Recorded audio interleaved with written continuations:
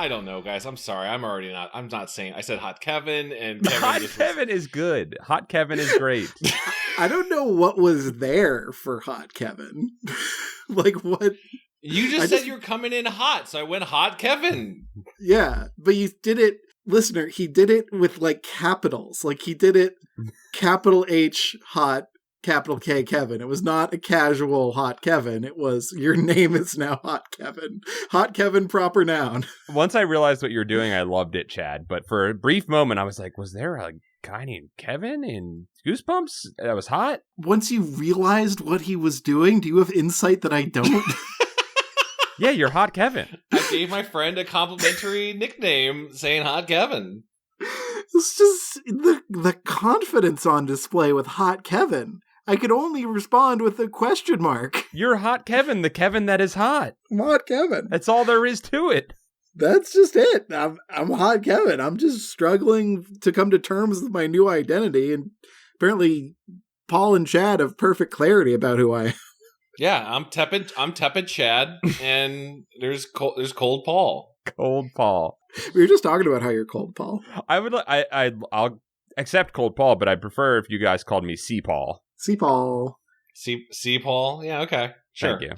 It's kind of like when a person in a book has their Mr.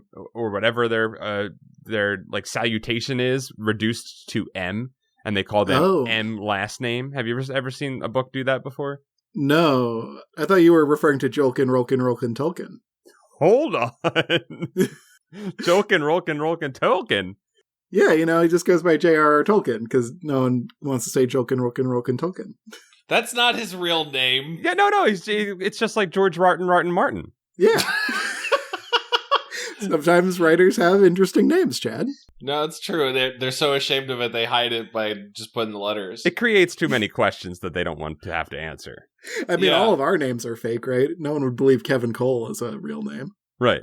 I thought about going as a writer named CC Quant. I thought that made myself sound cooler, and I was a little bit ashamed of Chad as a first name. Not ashamed, but, like, it means different things now in the zeitgeist to be a Chad. I mean, CC Quant wears sunglasses. No, definitely. You think so? Small ones. Really, really small ones.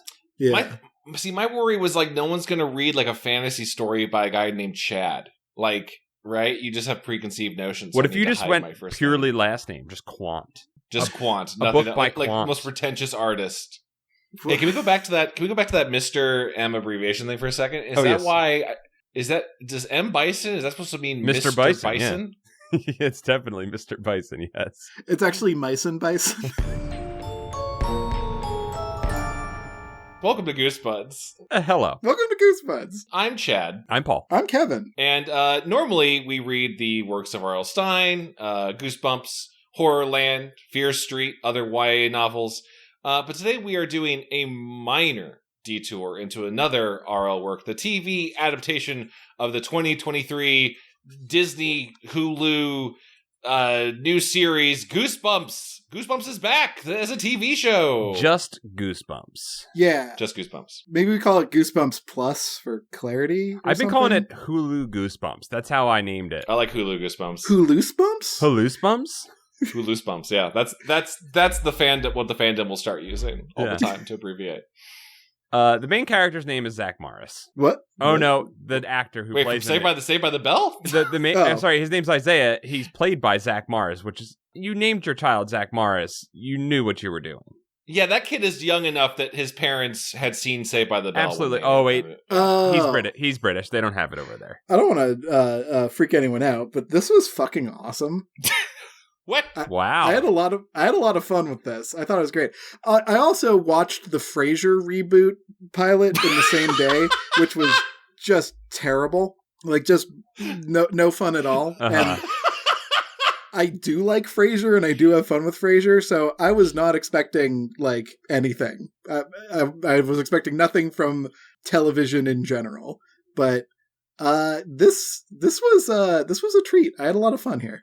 Kelsey Grammer lowered the bar for you on a way where you came in Kelsey Grammer was good in the pilot of the Frasier reboot, which I may still watch all of because I'm a freak. And the actor who played his son was also very good, but the other actors weren't quite directed well, or I don't know what was going on there. It just wasn't. It felt like Big Bang Theory. It did not feel like interesting. Yeah, that's not the thing we're talking about. We're talking about Goosebumps, and I like these kids. I like this town. I like the setup. I like how characters respond to each other. Now, Kevin, I need to ask: did you watch more than the first episode? No, and I don't know if I will. After all that, you're like, I'm good though. I love pilot episodes so much. I would like do a podcast that is just pilot episodes if there weren't probably like 20 of them already out there. Mm-hmm. But I just like the promise of a good pilot. Okay, cool. Sure. I love an excellent setup, and I detest a like long-winded bad setup. And this I thought moved really well.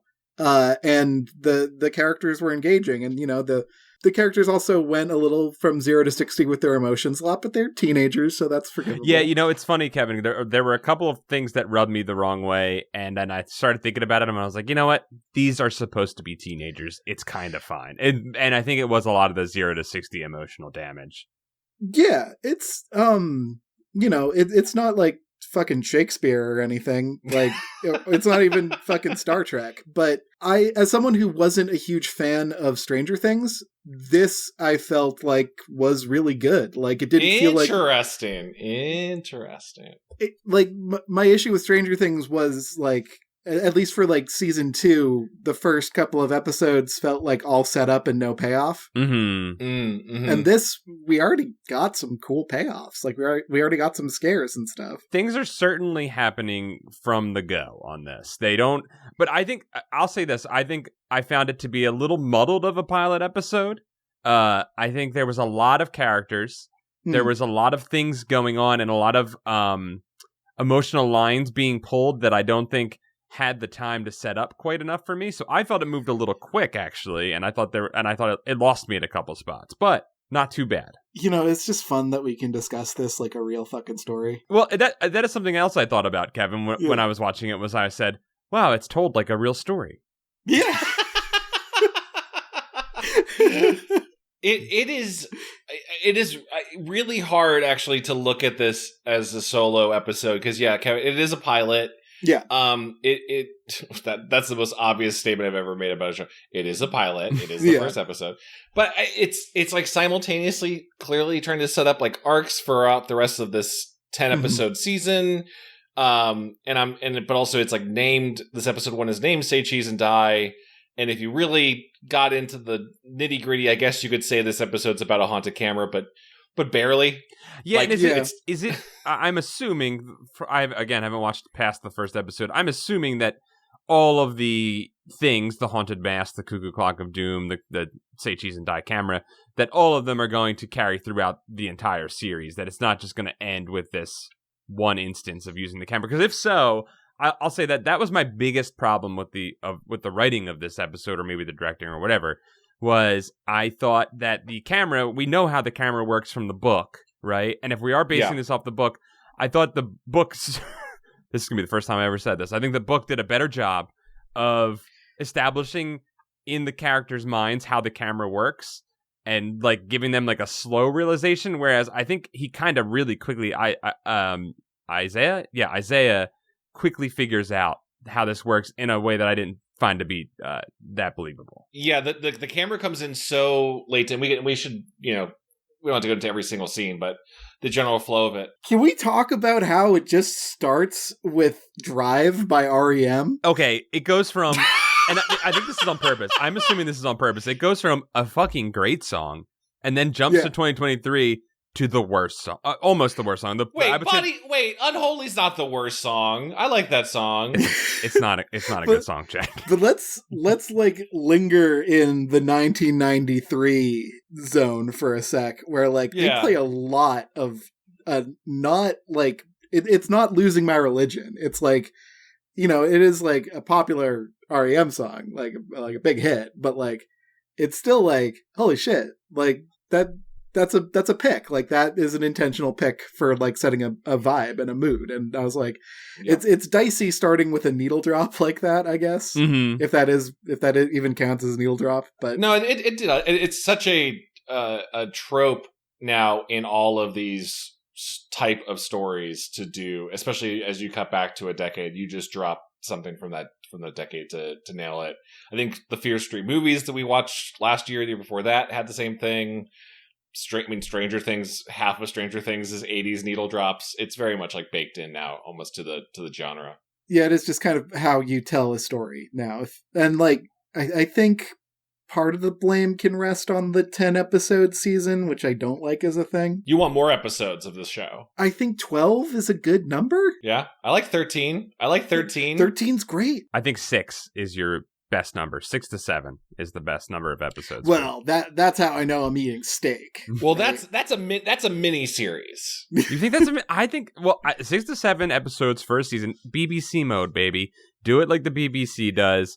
They keep it short, they keep it sweet, and they move on to the next story, and it doesn't run out of steam. Because Kevin, I'm with you. When it's like 10 or 12, especially 12, Netflix is egregiously bad at overstretching stories across way too many episodes, and then canceling it, despite having made so much stuff that they didn't need to make with so much setup.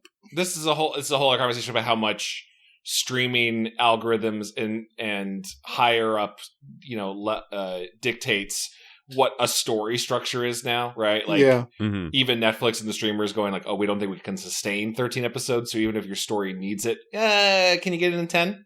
And sometimes you can feel the stories constrained or fluffed. I mean, there's some like Disney Plus shows where like, oh, you guys needed like 3 less episodes. Yeah, this would have been really solid. It's almost like, I mean, this is obviously true, but they want you to end the season with, that was good, but like, where's the rest? Like, wanting more. Yeah, for like every show's, like, for a show to be a success, like, it can't just tell a story and then tell the next story. It has to be like, but, with a little more money, maybe we can finish this story. So you think they want you to feel like it's not complete? I think they are incentivized to tell an incomplete story. I think their number one incentive is similar to that, Kevin. It is, we got to get you to click through every single episode all the way. Like, whether we make another one or not, the whatever the term like completion is something I feel like I always hear out here in the industry a lot. I don't understand this. This is what is wrong with everything. It's the same thing with video games. Doesn't have to be long. It does not have to be long. If you make it so good, you will watch it again, and you will have the person watch it multiple times. Now, The Sopranos is pretty long, but like, it's not that long. It's not that long. It's so good that you can watch it over and over again, and it only needed to be as long as it was, and it might have even been a little longer than it needed to be. But I think they do this with video games, and they do it with shows. You don't need it. Like, it's all about retention and keeping people on your platform for a long amount of time. That's purely what it's about, and it's not about quality, and it's not about giving people their money's worth. That's certainly not what it's about. Yeah. Well, at some point there's the number comes in of episodes first, and then you kind of like fly by the seat of your pants as you fill that quota in. While we're talking about this, I think of someone who does this very, very well. To compare this to Goosebumps series, 10 episodes at the time of us talking about this. 5 had come out. The other 5 are going to come out over the next couple weeks. Including very clearly Slappy is going to show up. Very curious. If you look at the cast list on Wikipedia, it's really great. Yeah. They have the main cast, the recurring cast, and then at the bottom it says, additionally, Slappy the Dummy is also set to appear. As if Slappy the Dummy were a real person. That's fun. I like that. That's cute. I just, someone who does this really well, I think by comparison is, I'm a big fan of Mike Flanagan's stuff. Yeah. Haunting of Hill House, Midnight Mass. Midnight Mass is 7 episodes, and like, it's perfect. I would definitely be down to rewatch it at some point.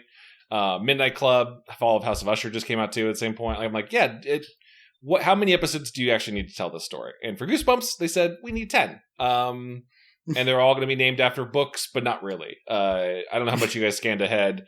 Episode 2 is The Haunted Mask. Episode 3 is Cuckoo Clock of Doom. Okay. Episode 4 is Go Eat Worms. So yes, these are all things that have been set up in the pilot. Mm-hmm. Yeah. 5, interesting, is Reader Beware. Right. Which is not a book title, just the tagline of the book series. I'm down for that. Yes. Break free. And Good. based on the synopsis, it kind of almost reads like their take on an original Goosebumps story with Margot getting like trapped, reading a scrapbook and being like trapped in the 90s of her mother's life. That That could be a Whoa. Goosebumps book. Yeah. Whoa. That's cool. Yeah. I like the idea of playing with 90s nostalgia a lot. And by the way, back to the opening really briefly. I love having seen like Fear Street and like all these other like properties. Maybe it's just because we keep watching stuff that was set in the 90s that is like R.L. Stein's Halloween-y ass shit. Mm-hmm. But I love how for like a generation of kids, the 90s will always be perpetual fall and perpetually cloudy. Yeah. Just so they can like justify the flannels. Yeah, just so everyone can have their big flannels on. And also in the 2030s, play on, kids will be like, what do you mean it was like where it was overcast? Right. You mean it was cold outside? What are you talking about? I had a question. Harold Biddle. Biddle. Biddle. Harold Biddy. Harold Biddy. Harold Biddle walks into his house in the beginning and grabs a packet of some sort of flavor dust and drinks it. What do you think it is? I was wondering what that was. I thought it, honestly, I thought it was straight up some Cheezosaurus Rex mac and cheese dust. Oh, you think it's cheese dust? Just downs it. I looked to my notes to write something down and I saw that he put some powder in his mouth and I was like, wait, what? And I didn't rewind. I rewinded, Kevin, to see if I could figure it out. I could not. My best guess, Carnation, Instant Breakfast, or Nesquik. Ooh. I feel like that makes the most sense, but probably that wouldn't taste good. I think the thing that would taste somewhat good, Kool-Aid powder, maybe. Sure. Fun, maybe some Fun Dip. I don't know if Fun Dip existed in the 90s. Probably did. I feel like Fun Dip is essentially Kool-Aid powder. Like, it's the same idea, that's right? All it is. Yeah. It's flavored sugar. Yeah, so I think that would make sense. This cold open is wild, by the way. Yeah, it's much. And it doesn't say very much. It's completely without dialogue, which is like kind of a bold choice, I feel. Mm-hmm. It's a little bit artistic. It's a little bit fun. Just Harold comes, a sad-looking boy leaves the school in 93. Yep. Comes home, walks past a cuckoo clock in the house. I screamed "Cuckoo Clock of Doom" and embarrassed my partner. I also noted that the bird in the cuckoo clock is very CG, like the worst. It wasn't like a cool looking cuckoo clock or anything. It was just I mean, the cuckoo clock itself looks fine. It's not a practical effect for the bird popping out. It is a CG effect. Are we really at that point where it's cheaper to just be like, we'll just put a bird on there? Yeah, I mean, I guess we are. Did you guys notice that as he was walking into his house, REM was singing? The man REM was singing. Michael Stipe. And said, what if you rock around the clock? Tick tock, tick tock. And that's when we saw the cuckoo clock of doom? It's actually right before it, but close enough. Oh, that's pretty cool. That's fun. I just thought that it was it was nice to, as you guys were saying, like needle drop, if you want to call it that. I think it's just using popular music in a thing. We've gotten a term for it now, but it's always been a thing since Martin Scorsese started doing it. I think it's nice though when a song can be used not only to sound cool and to get across an emotion, but also to maybe add a little subtext. Although I don't know that it's adding much subtext other than, hey, look at the clock. I don't think it's doing much. It's adding atmosphere. The lyrics aren't contributing to this at all. No, I don't think. although they are seemingly relevant to. An editor is doing some work. Yeah. At the very least, it's going to get some kids probably to listen to REM on Spotify, and I think that's pretty cool. Yeah, that if this is like Kate Bush, what Kate Bush got a bump from Stranger Things, REM comes out of this. I mean, if they do the same with like Gin Blossoms and Ben Folds 5 and Fastball and get a Bottle fucking Rockets. Fastball song in a 90s nostalgia, which I would pop so big for that. If the next episode begins with Sooner or Later, then I'm in for the whole series. wait, we say sooner. Is that the one? Sooner or later. He's got it. That you one? nailed it. Yeah, that's exactly it. Paul Chad. I just want to detail this cold open a little bit more because I just thought this was such a wild opening of Harold. We've talked about the cuckoo clock. Harold goes down into his basement. This is a massive mansion of a house. We don't know where his parents are. We don't know if this is a stay-at-home kid. He in his basement, he is just got worms in a terrarium. I guess that's something a kid could do. Yeah, he's feeding his worms to nothing. He puts them into an aquarium full of grass, and then he takes a terrarium, Paul. Terrarium. It's full of grass. It's a terrarium. A terrarium. And he takes a picture of it with the death camera, and I don't know if he knows that it's a killer camera at that point. Is he murdering these? Yeah, I don't think it is a killer camera. This is where my theory is. I think these are all uncursed objects. Yeah, I think he has to curse it with his death in order for it to become a killer camera. I see. Because we see also spoiler. A mask, but not a mask that we're used to from a mask. More of like what the Jabberwockies would wear. Yep. Yes. Yeah. It's like it's a ball mask for sure. Yeah, it almost feels like a mold to put another mask on, but he's got that down there. We see this G has got a 4-colored pen. Dude, the only 90s pen you ever needed. You were set if you had a 4-color pen. I did like it, but also it really bothered me when you lose one of those colors because you can't go to like the pen store and get a refill for that. You have to get rid of your whole pen. The black and the red would run out, and then you were stuck with blue and green, and maybe you could get away with using blue, but if you tried to write in green on your test, your teacher was not having it. No, you're not Dumbledore, dude. You can't fucking write in green. And like, I remember getting the 4-colored pen thinking I was hot shit. Like next week, kids were showing up with 5 6-color pens, and I was like, "What are we fucking doing here?" I think the part where I started to lose pen culture was when people started bringing in like jellies or whatever they were called. Oh yeah, I remember jellies; those rock. Like, jellies everything were fun. Was glittery kind of colors, and I do understand where teachers were like, "I can't read this. Like this is on the brightness is too high." I need some pens, and I write for my fucking self. I might go out and buy some jellies. Is pen technology the sign of like a civilization about to hit its decline? Because I feel like that was we peaked. Like we peaked when we had jellies, and then things have not been going too great since then. Yeah. It's like Rome inventing the aqueduct before it goes under. Yeah. The 90s weren't perfect. People just had money. Right. We were kind of like we were in the rocket had ascended fully, and we were at the top. But the fuel had burned out a long time ago. Capitalism was going great. The war on drugs was winning. Bill Clinton plays the sax. Yeah, we were doing well in the 90s. We had a president who could fuck. Yeah. Once again, a president who could fuck. Kids can't even imagine. Tom Biddle, who we still don't know who this is at this point, is drawing some Junji Ito drawings in his notebook. Yo, for real though, and no, 100% Junji Ito, like clearly inspired, right? Yeah, which is pretty cool for him to be inspired by a Japanese horror artist who probably didn't even exist in '93. All the way in. Maine. I mean, it was Junji Ito was alive. Well, no, I'm sorry. Yeah, sorry, he wasn't born an artist yet. He hadn't become. It looks like Junji had something come out in 1991, so it is possible that he was. Dude, this kid's getting like the fucking doujins from Japan. Yeah, so what the fuck happens here? I know we're not supposed to completely know, but he answers the door multiple times. No one's there. Yep.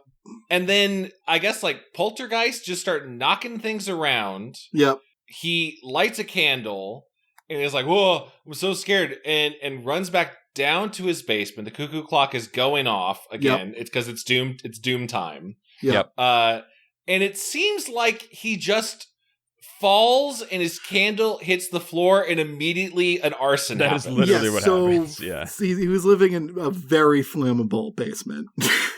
But the funny thing is when we see the basement later, there's like a tiny little burn spot. You know, kids don't remember how flammable things used to be back in the 90s. That's actually true. That's proven true in the episode because Isaiah lights the camera on fire on his dad's wooden workbench with lighter fluid and just lets it sit there and burn. That's true. Yep. He does.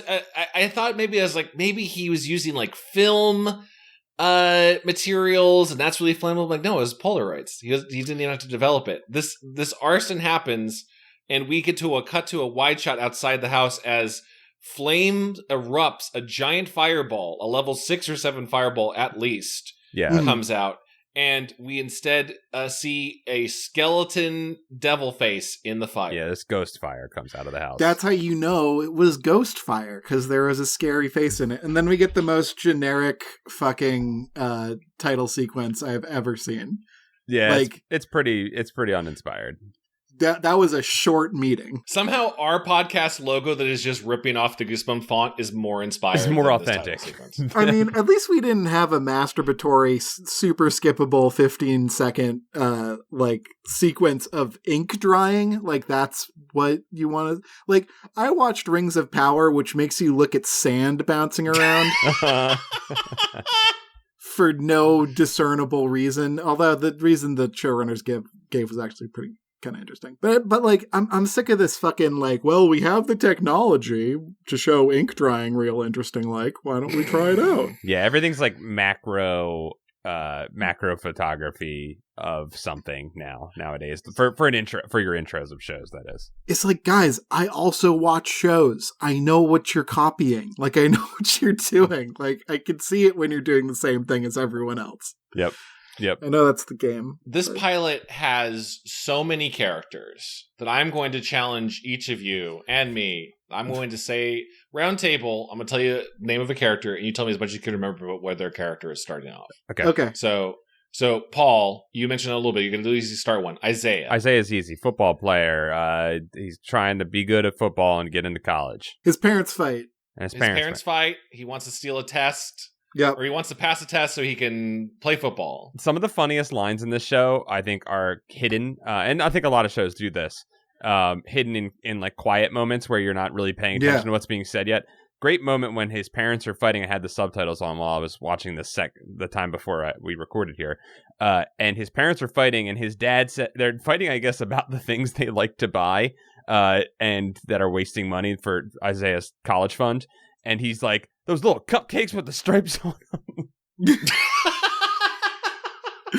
What is he referring to? I guess Isaiah's mom likes to buy little cupcakes with stripes on them. Probably the Hostess. That's what I'm thinking. Yeah, I'm thinking it's the Hostess ones. Those are not expensive. And not that good either. No, well, I mean... Well, maybe the 90s, maybe they were better, right? Like, well, maybe it's 2023 now. It's 2023 now. That's fuck. Sorry, never mind.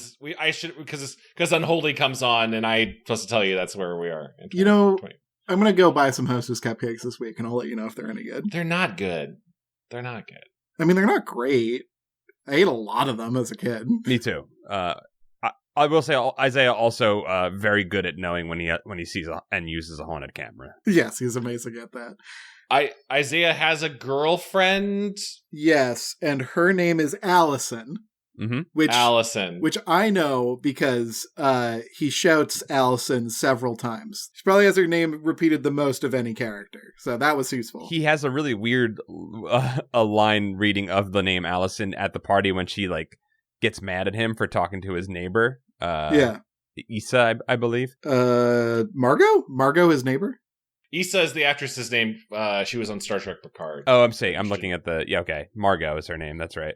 You're cheating, Paul? You're cheating on Chad's perfect test? I will not look at the descriptions. I'm just looking at the names, guys. That's very thematic for this episode. Wait, you're not allowed to leapfrog past Allison. Tell me anything you know about Allison. She's jealous. Kill Bill. She's jealous and she wants to throw a party and she likes Tarantino for some reason. She wants to be Kill Bill. And she is very embarrassed because someone took her Snapchat and put cat ears on it. And pig noises is what the real big issue is. Yeah, it didn't seem devastating, honestly. I thought a kid would be like, this isn't even a good meme. And James, Isaiah's friend, makes a comment where she's like, how many people have seen it? He's like, 1,000. She's like, wow, it's so many. And Isaiah says, no, it's not that many. And he's like, it's like 5 times the number of people you know. And I was like, 200 people?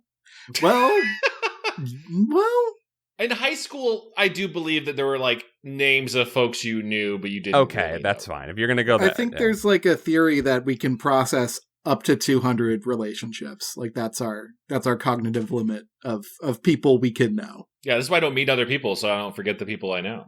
Wow, that's really sweet of you, man. Okay, yeah, the theory of that's Dunbar's number, what I was talking about. Oh, yes, Dunbar's that's right, number holds that we can only really maintain 150 connections at once. Yeah. That's. Doesn't I also feel like Dunbar made that up to cover his own ass? Oh no, there's There's no way that's a real thing. Yeah. And every human is very, very different. But it's funny that it's a referenced thing. He forgot his assistant's partner's name and then spent a year making up a theorem to cover it. Well, science says we can only make 150 connections. You were the 151st. I'm sorry. Yeah. How do we measure that? I really want to believe that science has mostly been used to cure people's social anxiety. but why is it so rampant, Paul? Why is there still social anxiety? We can't make up science fast enough to cover it up. It used to be way worse. All right, we got Margot. Yep. Margot Stokes. I guess is coded a bit as a nerd.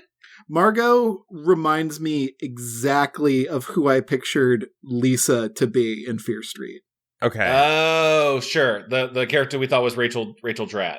Yes, Rachel Dratch. Sure. Yeah. Yeah. Sure. Yeah, I could see that. She's smart that she's got a test for Isaiah to cheat off of. Her dad is a teacher there. I think the principal or the guidance counselor or something. I believe. Yeah, it is a guidance counselor. I'm looking on the Wikipedia and cheating. Stop. Yeah. Also, come on, just stop casting Rob Hubel and things, guys. He's never acts. He never does any voice. Any I was like, is that old Andy Samberg? Who is this? No, Andy Samberg's not that old. No. Am I thinking of that other guy from SNL who's old? Who is this guy?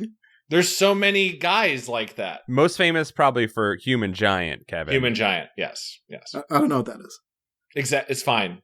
Is that Nisekai? I don't know what that is. You really cut that off quickly. You really didn't want me to talk about it.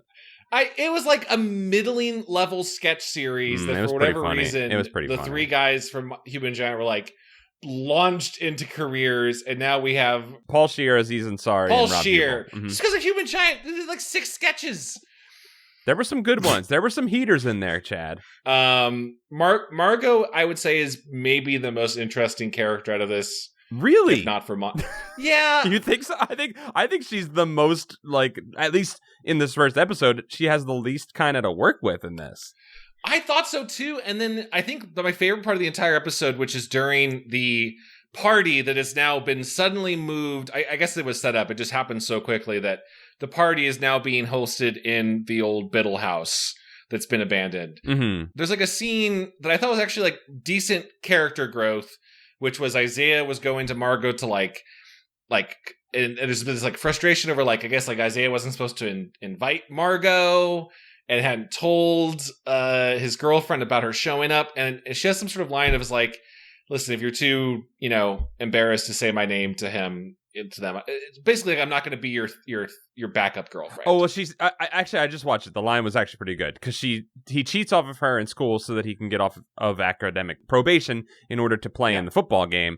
And then she says at the party, she says, "I'm not going to be the girl you cheat with, not on tests and not at parties." And then she leaves. Yeah, I liked that because it basically jumped to there is some sort of a power dynamic here that Isaiah is taking advantage of, and I liked that Margot sort of got that back. She gets to, I guess she does get to have some goofs in this. Because I think she has a couple good scenes.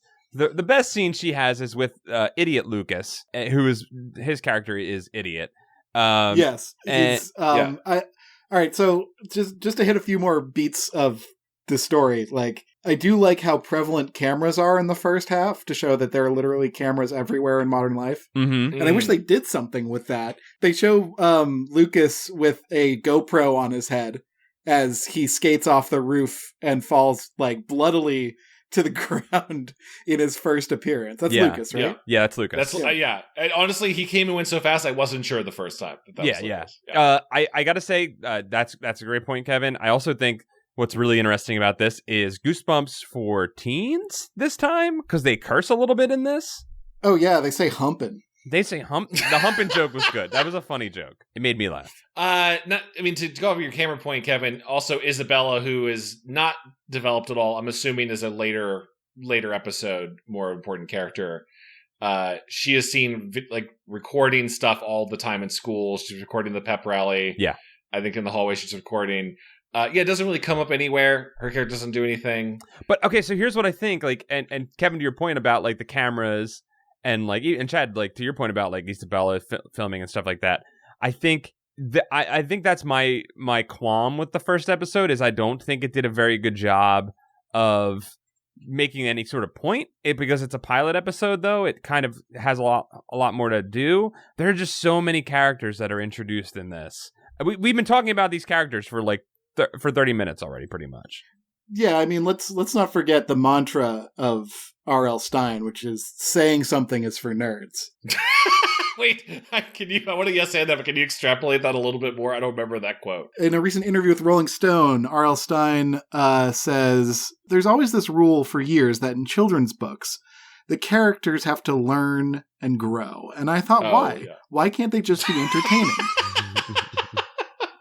And he goes on to say there are no morals in his work. Yeah, there are no ideas really. Like, are they saying cameras are bad by showing all of this surveillance and the prevalence of cameras in our modern life? Maybe. I don't know what's going on. Not at all. No, because I don't think there's anything that's really said in this like at all about the Say Cheese and Die camera. I almost feel like this one was like, man, the Say Cheese and Die camera and the Say Cheese and Die book are really not about a lot. So why don't we just stuff that into the first one? That one can kind of be like a nod so people know what we're doing, and then we'll move on and never. But that's like and that's also, I was about to say iconic, which I feel like is that's one of the biggest Goosebump books, right? And sure, there's not a lot explored, but you can tell some stories with a camera that Final Destination has done 6 movies about essentially being able to know how you're going to die. Fatal Frame, if you want to do a haunted camera story. You could have a whole fucking show. Obra Dinn. Think about how good Obra Dinn is as a video game. You could have this whole first season just be Say Cheese and Die. You could. It wouldn't leverage the IP, perhaps, quite as well as it would certainly be a 6 or 7 episode season instead of a 10 or 12 episode season. AKA the best length. But it's not until, while these kids are at a party and they realize this door to the house is open, which we realize is only open because in a previous scene, Justin Long has shown up during the day with a construction crew to renovate the house. And while trying to open a hidden door, he jacks his hand and the blood comes off and magically goes into the lock and opens the door. It's some sort of blood lock. There's a lot going on that hasn't been explained yet. Right, which is okay. You can set things up and pay them off later. It's okay. But so now at the party, these kids are, woo, there's a spooky basement. That is a really sharp crowbar. It's a stitches situation. It's a gnarly gash. It's a situation. It's a situation, yeah. Yeah, I was glad to see Justin Long suffer, I'll say it. So this basement room that the kids uncover is hugely important because it's got all the creepy things. They find the camera, they see the mask, they're scared of the mask.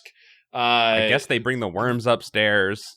They bring the worms upstairs, I guess, which leads, what's the dum-dum's name? Lucas finds it, yeah. Lucas is just like, anyone dare me to eat these? And I don't know, kind of seems not prompted by anything. Lucas, but I'll say this about Lucas. His character is just dumb, but I gotta say he has good chemistry with a couple of the actors. I think he does a good job with Isaiah with that "wanna see me eat a worm" scene. I think he's pretty funny there. I thought all of these characters were really well acted. Yeah, I think that most of them do a pretty damn good job. I think Margot and Lucas have one of the best scenes when she's in her outfit, her spy outfit, and sexy spy. Yeah, sexy spy, and then she's like, she says, "I'm a spy," and he's like, "That's not what a spy would say." And then like they have a good little scene. I think they're pretty good together. That's the most where Lucas. I was interested in that character developing further because it showed, maybe there's a little bit more still waters run deep. That's a character I love to write. And it's hard to do, but yeah, I think they're clearly showing that there's something going on under there. But all that he's given to do is idiocy through this first episode. I do love. Do you want to see me eat a worm? And I was just like, sure. Yeah. Why not? Like, fine. I love Isaiah. I think he's a really interesting character. I mean, we've seen like the jock with all the pressure on his shoulders before. Like, it's a well-worn trope, but there's something about that character being as likable as Isaiah is. Like, that's fun. Mm-hmm. Yeah. I would hate his ass if I went to school with him, but the most relatable Isaiah is, and this is a jump a little bit, is once they've discovered the camera and Isaiah has had a photo of himself taken depicting not just a broken arm, but you can tell in the photo he's screaming, "Oh, fuck my arm!" Right? You can just feel that vibe from the photo. Mm-hmm. Yeah. I actually enjoyed this, maybe because the football Chad in high school had similar things, but the panic of realizing the camera that you thought you destroyed is back, and now you're being ushered onto the field. That was a great moment. Yeah.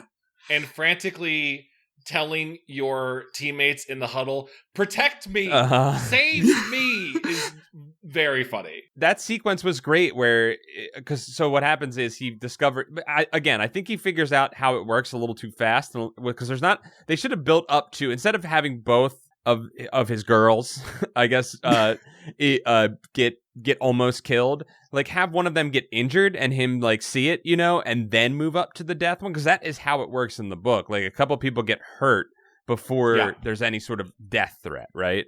I will say it is say cheese and die and not say cheese and get maimed. But it's not how it works in the book. That's what I'm saying. In the book, you do get hurt by it's a way for them to establish it, right? Like you need to going straight to death. I mean, now in this show where kids do die and turn into ghost fire, maybe we could have killed some kids beforehand. Yeah, I've been okay with losing a kid in this first episode to raise the stakes a little bit. Raise the stakes, lower the cast, please. I like the four. I like the four as a unit. I like that they're not immediately all good friends or whatever. Like if we have Isaiah, James, and Allison and Margot as our like four, like Scooby Gang or whatever, like I'm down for that. We have Lucas and Isabella on the side right now, kind of as tertiaries. Yeah, this seems like it's going to be 5 total or 6, but they're waiting for them all to kind of come in. That seems like too many. I mean, I agree with you, but that seems like what they're setting up. Yeah.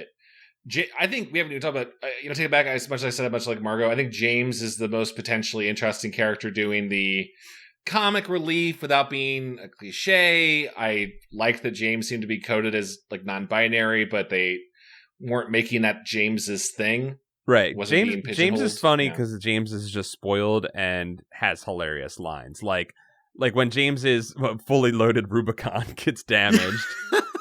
Yeah. It's pretty funny. And then I'm going to have to text my mom are pretty good lines. Seeing James like looking tiny driving that giant ass Jeep was really funny. Yeah, James is cool. I've known a few Jameses in my life. Yeah.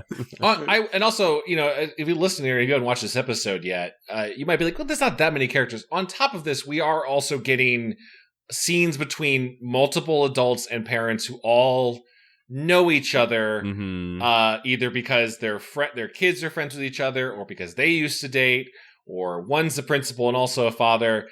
And what we'll realize at the very end of this is these parents were part of very much a like Stephen King's It. Yes. Like we all used to this is very Friday the 13th with Nightmare on Elm Street with we all fucked up something long ago and now it's coming back to curse us. It's pretty clear that they fucked up Harold, right? That's the boy. It's pretty clear they bullied Harold and he died. That's my read of the beginning sequence. Yeah. As they bullied him, he fell down, accidental death, and then they probably didn't get in trouble because they, probably ran away and didn't take any of the blame for it, and now he's going after their children, which is exactly what you're saying. Like it's a Nightmare on Elm Street, or I guess is Nightmare on Elm Street that it's similar. I thought the parents. It's been a while since I've ever seen. I thought the parents of the school like fucked over the Freddy, but also maybe I'm getting the Treehouse of Horror confused in my mind with Willie. It's been a minute since that, but it is a horror. That is a horror. It's been done before, that horror story, and it definitely is following that type of plot, I believe.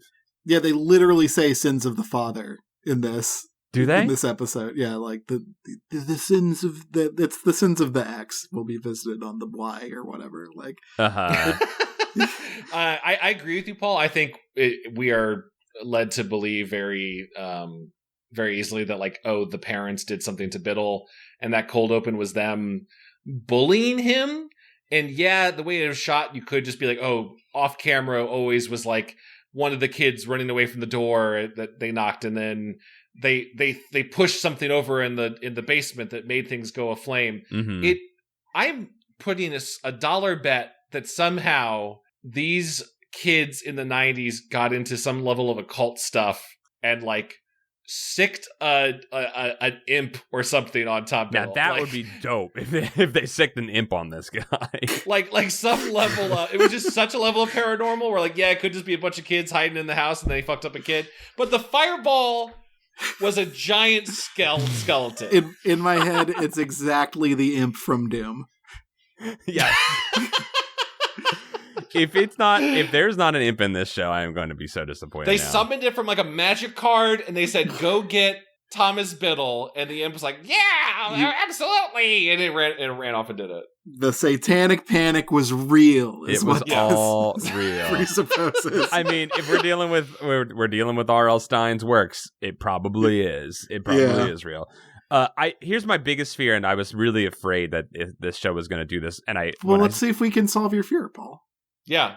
Can this fear pass? I think this fear has passed. Yeah. I think it has passed, actually. I was very afraid that Justin Long was going to... I thought we were going to do the same thing as the movie and have stealth R.L. Stine, right? That Justin Long was going to be R.L. Oh, yeah. And then, here's what I don't want to happen. I don't anymore want the Goosebumps properties to lean on the fact that, hey, it's Goosebumps, and you know the Goosebumps stuff. And that's the only thing... the meta version of Goosebumps. Yes. It's so annoying because it kind of just skirts around the fact that there's not a lot going on under the hood, and that all we have are the covers, and that's what you're here for, is to see the covers come to life, you know? Yeah. No, I think that's very valid. The myth of making RL the Crypt Keeper, we got to stop. We got it. I do think it was fun for a little. It was fun for like one movie. Yeah, I was fine with it for that one movie, but I don't want that again. I think Slappy might be that horrible stand-in for it, though. I think Slappy might be the imp, Chad. Well, it's interesting to see what you might. I mean, if Slappy was the one doing it and fucking everything up, it actually would be great. Because clearly he's coming up at some point, and I'm trying to figure out what is the origin point of the cursed items, right? Mm-hmm. Like, I don't think those items, those objects of power, if you play Control, were already cursed until the death of Tom Biddle. Mm-hmm. So what was the inflection point? What is the Biddle kid's name? Harold, yeah. Harold Biddle, yeah. I like that you're calling is a name from the original book, right? Wasn't that one of the names from... I don't know. Let's look. I'm going to Google it. It's actually been very hard to research and find because now everything comes up with Tom Biddle from this Goosebumps TV show. But I thought in Say Cheese and Die, that was one of the names. Just to like run us through the rest of the plot of this episode. Yeah, please, Kevin. Yeah. Mr. Brad is the guy who owns the house where they're having Allison's Halloween party. He shows up and very calmly tells everyone, hey, this is my house. Please leave. Like, all things considered, he's taking this like a real champ. And then he says, or I'll call the police. And then everybody runs out, panicked, into the woods. Because Kevin, he wants to hit on all the teenage girls. The next day, he shows up at lunch and he's like, where's Isaiah? And Isaiah gets ratted out. He's here. And Mr. Brad's like, hey, I'm Mr. Brad. I'm going to be your English teacher. You left this backpack at my house. Here's the camera. I'm going to be really cool about this and not tell your parents. Don't have secrets with kids. If you're an adult, don't have a secret with a child. I thought for sure he had an ulterior motive at this point.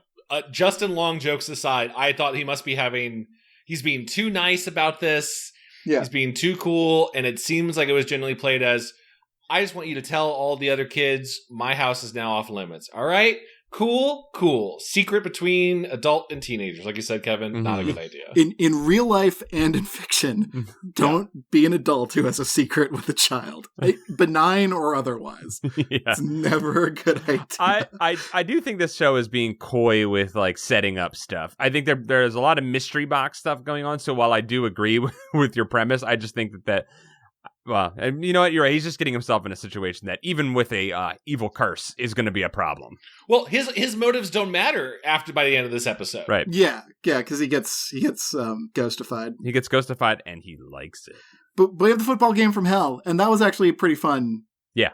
I liked that it was characters acting some of the way rationally. Like, that was fun after the bad flip side of characters acting rationally, which is ghosts don't exist and I'm in a horror thing. Yeah. Like the thing we all hate.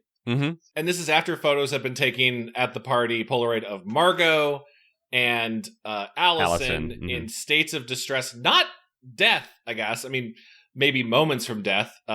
Margot choking, having an allergic reaction to peanut butter or peanuts, and Allison just being in the woods, I guess. Yeah, she's around Harold, and like I don't think it does a great job. This is where I really think the episode falls apart. Is that the picture of her is taken, and the picture of her is in the spot where he finds her, but I feel like the character needs to know about the danger to stop it, because ultimately, why didn't she die? He didn't do anything differently than what he... Harold wasn't going to kill her. Right, like... It seemed, yeah. So it's like, it doesn't really make sense for what the whole idea of this object is, this cursed object is, that's all. You know what did a better job with creepy pictures was that episode of So Weird we watched. Yes, it did. Yep. The fact that the Polaroids go white is like, fine when That's he tries cool. to show other people. I think that was good. I wasn't upset about that, yeah. I was trying to figure out if that meant that the curse had now passed, or Isaiah was like, oh, the camera doesn't want me to show anyone, which is now, because there was one he tried to show there was a yet to have happened future. To him, yeah. So I wasn't like, okay, is this like a fully sentient camera? Because it does have a bit of a Chucky doll come back from the dead, pops up in his football locker room as if it's sentient and moved there of its own accord. Right. There is something ghostly and haunted about it. I do think it is being tricksy when it turns the pictures white when he tries to show people the pictures. But I did really love that. Just to get back to that sequence, I love that sequence where he smashes the camera. He's like, I'm just going to destroy it. You can't fuck with me. And then he has a great first half, comes back in, he's triumphant, he's doing his thing, and then he sees the camera, and it doesn't... It's so good. It's really good. He truly feels shocked and is just pulled out in the chaos that he just created of getting everyone psyched up. Yeah. And he's stuck in his head, and then it's a great moment of just him... I love we're not focusing on winning, we're focusing on goals, and then the responses of his teammates are really funny to that. And then it's a cool visual sequence that when the first ghost football player turns around and his face is all flamed up and all burnt. It looks good. It looks like a little Sam Raimi-ish. It's cool. It also seems to propel him into a touchdown, Yeah. which I didn't seem Yeah, fully I thought addressed. oh man, he's gonna get it. Maybe he should always be haunted by ghosts. Maybe that'll help him. Yeah, he runs 90 yards and evades multiple tacklers of zombie phantom men. He stiffs arms like 5 phantoms. Yeah, I really got to give this show made by a bunch of nerds credit. This is evoking when I played football in high school and I had a concussion on the field and my vision went white for 9 seconds. Ugh. And I was like, I can't see. I'm scared. And my coach was like, get back out there, Kwani. And I was like, but I don't know where I am. and they just kind of pushed me back on the field. It was one of the most tense moments of my life. And I think the sequence captured that. That's awesome. Is there that much shoving in football camaraderie? They're There's all a lot of shoving each other. There's a lot of hitting each other. There's a lot of tapping each other's balls. Yeah. Balls and butt. Balls, butt, and backs get tapped. I feel like in the normal world, you get shoved and then that's a prelude to start swinging. But there's a lot of just shoving. No, you're always on the borderline of a fight when you're on a sports team. Yeah. With each other. Oh, so you don't want to be honestly ever at the bottom of a big tackle. Oh, that scares the hell out of me. That's why I could never play football. That's why I never did. Other players are doing things as much as they can to your genitals. No. It's a horrifying dark part of football. No. Yep. Oh my God. One last note of during that sequence is Nora, who is Lucas's mom, and we see her in the beginning of the episode, seems to see the ghost. Yeah, she has a second sight of some sort. sort. Yes, she does. The ghost makes itself. I think the ghost looks at her because Harold does the same thing. Look, Harold's a little one note. Harold shows up, looks at you, and then goes ah, and then turns into flame, and his whole face disappears. So she sees it, which when the arm breaking happens to Isaiah and he's taken to the hospital, she bone confronts... out the skin. What's that? Bone going out the skin. But Bone going out the skin. Ugh, bone, the worst. Bone pop out. Bone visible. Bone out skin. Not to tell him what he could have done too. Isaiah, you could just take a knee. He can take a knee. He can spike it. They had a first down, right? They were on first down. Yeah. You know, when that fantasy happens, where like the nightmare is like, oh, he's trying to throw the ball, but it is like stuck to his hands, like ooh. Which, by the way, if you're a running back, that's a dream, baby. You can't lose the ball if you wanted to. I was like, just take a knee, just spike the ball. You're good. He knows though. He knows that the camera knows that whatever he does, it's breaking that arm. We're seeing that bone tonight. Baby. There's some guys just gonna jump the line and just like full on spike him. Double leg drop kick his arm. I was kind of hoping that he'd slip in the mud or something and just like, oh shit, I landed bad on my arm and now it's broken. Like some fan. I also was wondering if like this was going to lead into a crossover with that sports choose your own adventure. Oh, the one we read where there was a gun. Back to pass. Yeah. Back to pass. Yeah. The best choose your own adventure we've ever read. Yeah. I mean, and then from there, like Nora hints at the fact that they probably did something to Harold back in the 90s, 30 years ago. Yeah. And then we kind of wrap it up at that point. We see Justin Long get possessed by a teen, which is his dream, apparently. No, he wants to possess teens, not the other way. Is any of this illegal? Am I gonna get sued for slander? I'm not slandering Justin Long on this episode because I don't know anything about what you're talking about. Kevin, can you just keep putting in the voice allegedly every time I say anything? No. This is a retroactive allegedly. I'm safe. You're making Kevin an accomplice in your crime. He's in so many horror movies now. I can't fucking escape him. They're like, Barbarian was good. Put him in everything now. Well, look, Chad, take this solace. He plays a bad person in all of them. So that's cool. Yeah. So that's basically episode 1 of Goosebumps. Yeah. Yeah. Oh, and well, my feelings towards this show took about a 3-star drop as soon as the credits hit because the song get that goosebumps every time. I was like, fuck that. It just put such a bad taste at the end. I think needle drops are important. You can't just be willy-nilly and go like, oh, well, this is a song from nowadays, or this song's got the word goosebumps in it. Let's use it. Well, that's what I was saying about the REM song at the beginning, right? Where it's like we're just using it because it has like the words that match up with what we're doing, but there's not any thematic connection, right? Yeah. And that's Goosebumps.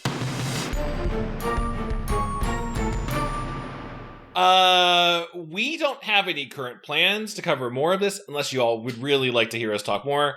I'll be honest, I do really want to see how they handle Slappy. I do as well. And the last episode of the season is called Return to Horrorland. I would love to know. It's probably just going to be a local festival, carnival, and then they call it Horrorland, but I would love to see how far they go with that. Here's the thing. I'll probably watch some more of this. I have Disney Plus for a month now, I guess. Ooh. Yeah. With ads. So I might watch a little bit more of this, but I don't know. I liked the pilot well enough. I expected literally nothing, and I was excited by the trailer.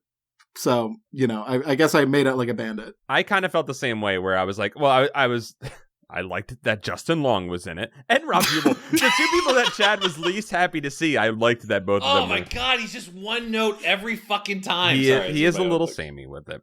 But yeah. I was excited by that. And I thought it looked like it was, decently produced. And it lived up to that. I was a little lower on it the first time I watched the episode. I rewatched it right before we recorded. And I liked it a little bit more. And after talking to you two, I actually think I like it even more at this point. I'd say if our patrons really want us to cover the rest of the series, I'd be down, to just sort of cover it as a season. Maybe we could break it into like chunks, like a couple episodes. Yeah, or maybe we bring it up on like a Camp Goosebuds or something. Yeah, I think we did a really great unbiased critique of this show. I think we did a really great unbiased, zero libel containing episode of our podcast. I think we all held it together. Slander's spoken. Print is libel. Oh, I'm sorry. So yeah, just want to clarify. Unless someone is transcribing our podcast, which if so, I'm awfully so sorry. libelous of you to say, Chad. Yeah. I was excited for Rachel Harris, the mom, to show up. She's great. She's always good in things. I don't know if I know Rachel Harris, but she was good. Yeah, she's a big character. She plays a lot of stuff. I also, as rough as I have a bit, I had fun watching it. I think this is actually closer to what I was looking for in a Goosebumps adaptation or a 2020s version more than the film. Yeah, I agree. As great as Jack Black was, and I thought that was so referential to stroking RL's metaphorical dick that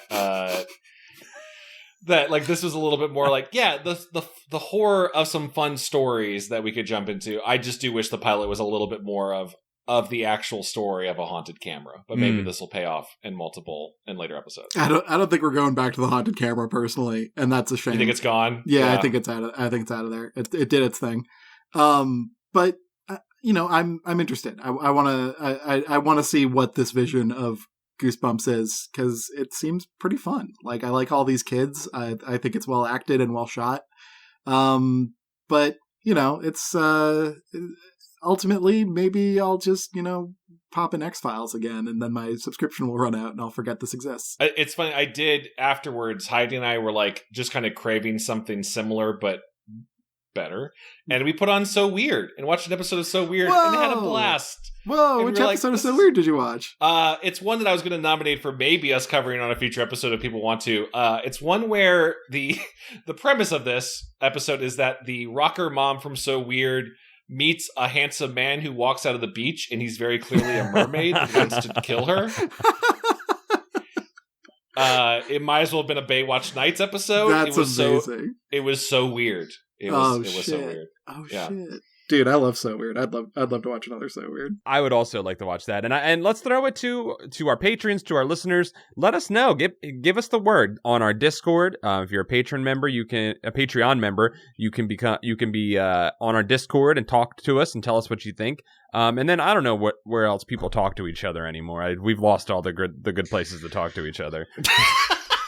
Yeah, tell Gail down at the farmer's market that if she wants to plug her ear holes with something, she should listen to Goosebuds. Speaking of spreading the word and also Patreon, we've been meaning to tell people this for months. Patreon has been really awful about communicating that major changes went to their payment structure and what sources they accept.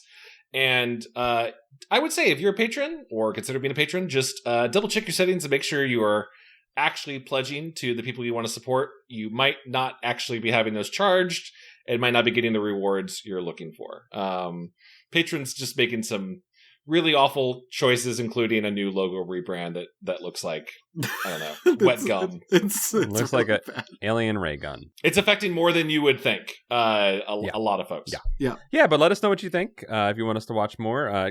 Kevin, I hope, since you were going to watch more, that you will let us know how it proceeds. Yeah, I mean, you don't rest all your hopes on me, but I'll give it a look if I'm out of shit to do. The 4th episode, Go Eat Worms, sounds like James gets superpowers from eating worms, which is not what happened. There's a lot of protein in them, so maybe good. Yeah, what if there's monster blood in It's all coming together. The Goosebumps cinematic universe. What else is going on, y'all? I mean, we obviously, of course, want you to check out our Patreon at patreon.com/goosebuds. And just a heads up, if you're wanting to get some Goosebuds merch, our store is reactive and back up with all of our wonderful items you can adorn on your skeleton for both the fall and holiday season. That's on etsy.com/goosebuds. We just search your name on Etsy, you'll find our store. Some very cool stuff. And Hot Kevin modeling a shirt. Hot Kevin? Hot Kevin. Man, if only people could tweet out hashtag if only there were a place to put our hashtags. Hey, make sure you skeet out on Blue Sky, Hot Kevin. Please re-skeet me on Blue Ski. What else going on? Kevin, what you got coming down? I am working on a lot of things, but I actually have to go check on my cat pretty soon because she's been meowing at me and scratching on stuff while we've been recording. Hey. So I'm just gonna say check out givekevinmoney.com if you want. There's good stuff on there. I'm working on 2 big projects, and I could use some help. So if you feel like supporting me and my tiny furry goblin that I live with, then check out givekevinmoney.com. That's my Patreon. I'm going to recommend someone play a video game. Radiant Silvergun by Treasure is a lot of fun. Give that game a play. Ooh, Radiant Silvergun. Yeah, check it out. Okay. On the Sega Saturn? It's on Sega Saturn. It rocks. It's a really good game. I'll recommend a game or a Let's Play you can watch. I recommended this to Paul. You should check out this Capcom beat 'em up called Battle Circuit. And found out that Paul had already played it on Continue 4 years ago. And you know what? I was right. It's a very funny episode. You all had great riffs on the things happening in the game. Beautiful. So find the continued Battle Circuit episode. Beautiful. It's a good game. I think that's it. We love you all. Thank you for listening. And Justin Long, we'll see you in court. Bye, everybody. Bye, everybody.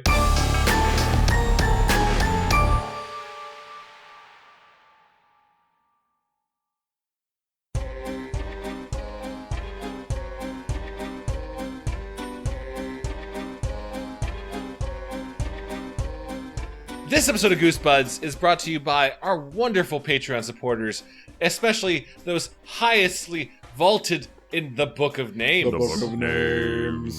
Starting with Stefan Jive Turkey Kuwabara, Hollis Hornbeak, Lowbelly Hate Me, Nathan Dolezal, Mike Lanteri, Mickey C, Michael McDowell, Hey Josh Robb, Cameron Murphy Audio, Buddy Morrill, Mel Dipson, Ailcade, Afsheen, Dango Twist, Zenta Bumps. oh, It changed. Stealth Bates, Robert Moon, Brian Wells, Jason Crooker, Miguel Pardo, John Keaty, Clay Castle, Calf, The Juggalobalist. Slink demands Paranoia Shop content. Of course you would, Slink. That is You Slink demon. move. You demon monster coming for my dad's junk. Gregory D. Warren, Cody Redfield, Bradford Coulter, Aiden pledges their hammer to Dwarf Daddy Kevin. Thank you, Dwarven Child. Jar Jar Slinks, Chosen One, Levi Than, Up and Champ, Jonas Engman, the John D. and Catherine T. MacArthur Foundation, thank you, Carl, Anthony Mulberry, Yanni Markovina, Elusive Koala, Shrew Applegate, Christian Vanskiver, Brooke X, Jesus Christ, Jeremy Lowe, Brian Hobgood, Zach Connor, Patreon _donator, comma, yo, Joe Spooky Digital Ghost Tierney, Tom Whittam, Lord Cornwallis, Andrew Jadzik contributes for approval some Ice Church Schism faction names like Methodists, Frostbitarians, and Coldtholics. I like Frostbitarians because it's not even like a pun. yeah. Frostbitarians is like the winner. Of It's that a real Presbyterian way to go about it, if you ask me. Yeah. Murphy P. Carson Birkenbean. I don't it was pre-got. No, I get it. Tevin Ticklebean met an Apple Man? What? You know what? I'm hooked into that story. Tell me more. Terrified of the Apple Man. It's just we've gone so long without a chapter update in the story of Tevin Ticklebean, and now we get this dramatic reveal. Where did they end up?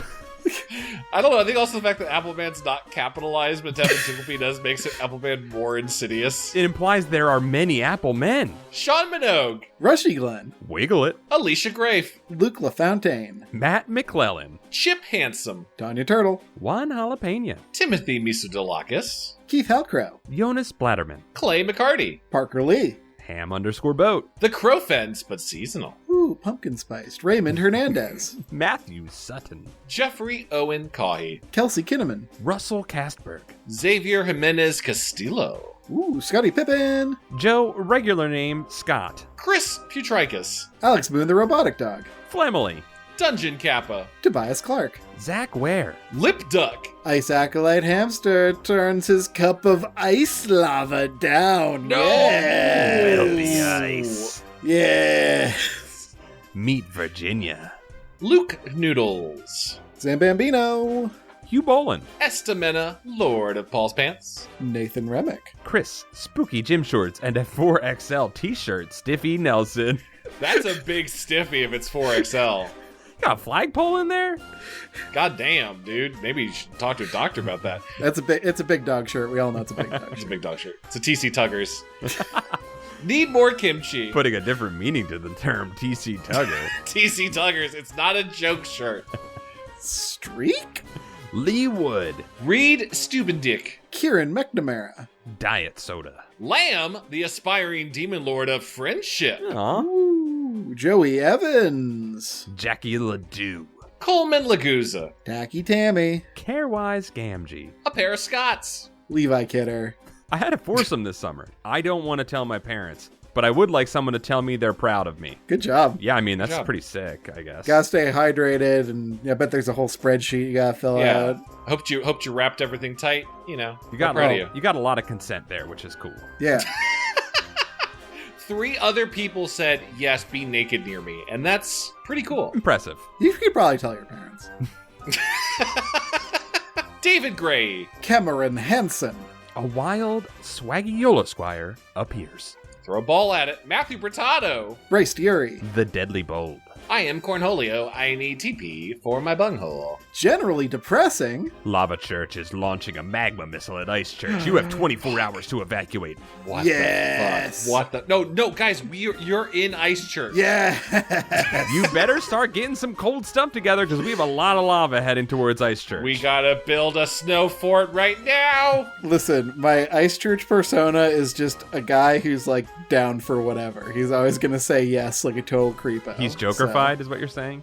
Yeah, he's Joker pilled and boner-fied. I feel like I'm the only one trying to keep Ice Church frozen, and it's really troubling. Melt the ice. Melt the ice. Boney. Ben Bohan. Jonas and Voldson. Some of Chad's bird friends who now live in the rafters at Ice Church. Aw, but they can come down whenever they want. Joe Gorman. Burgers overturned cup. Burgers overturned cup. Boiling. Free the entity. No! Yes! Nicholas Maloney. Anthony forgot to make a funny name this month. Don't worry, he still did. You'll get it next time, Anthony. Tiffany Lee. Eric Horwitz. Thomas Jansis. Mutant. Still thinking about burgers overturned cup. I can't stop laughing at how stupid I said that. Mutant astronaut. Lucretia McEvil. Germ Juice. Calamity Carl. Nick Johnson. Henry Torbert. Boner Guard Epsilon Hamilton, a.k.a. Hambone, host of Radio Bone Air. That's so many titles. Adam Knapp. Ryan Carroll. Logan Derby. Jeremy Bowser. Chick. Brad Schmelzer. Megan McCormick Mason. Callum, Mr. Misfire West. Skullatorin. Ninja Breadman. Mandy Nasty. Yoplin. Hello to Kiss Ferenchlin. Aaron Lord. Philip Reynolds. Dr. Chuck. Nate Bit G. Mr. Unimportant wants to know if you can pee on the Ice Yes, Church floor. yes. It depends on your temperature. Pee freely. You know what? I'll say yes, knowing that it's going to overall contribute more to the ice. I will say that. It's not quite the lava we're expecting it to be, Kevin. Nothing more refreshing than a nice cold piss. Scott Wable. Ryan R. Davis will not step in the piss. You can pee in regular church. Robot Arena. Rocco. Gal Bay Gal, a.k.a. Omega Bagel, a.k.a. George, a.k.a. Josh. Congrats on being in the Joe Paris special, Josh. Ev Dog. SSJ Trogdor. Llama Lad. Greg Musto. Mike Spaghetti Jones. Sprinkle Buns. Hi, first time, long time. Allie Rose. Hilda B. Chris. The discography of Blues Traveler and inhalation of skunk weed enhances Pauly Shore's piloting of the Gundam Sandrock. That tracks. Always saying it. I understood everything in that sentence. Me too. Yup.